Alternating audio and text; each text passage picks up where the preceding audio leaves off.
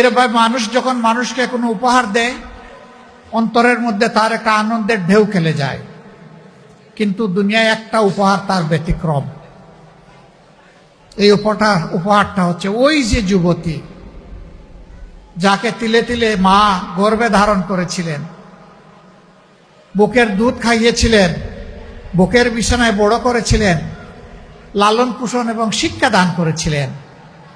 এই উপহারটা তিনি যখন একজন যুবককে দিচ্ছেন, তখন মা বাপের চোখের সমস্ত পানি পদ্মা মেঘনা যমুনার মতো বইতে থাকে আর টপ টপ করে ঝরে। শাড়ি দিয়ে আঁচল দিয়ে বারবার মুছেন, কিন্তু ওই পানি কোনো বাধা মানে না। মা বাবার মনে তখন একটাই কথা, ওরে বাবা, একটা গোলাপের চারা লাগিয়েছিলাম, এটার নিচে পানি দিলাম, সার দিলাম, কীট পতঙ্গ থেকে রক্ষা করলাম, আগাছা নিংড়ালাম, যত্ন নিলাম, আমার গাছটা বড় হলো, ফুলের একটা কলি ফুটলো, তার থেকে গোলাপ, এই গোলাপ আজকে তোমাকে আমি বাবা তোমার হাতে তুলে দিলাম।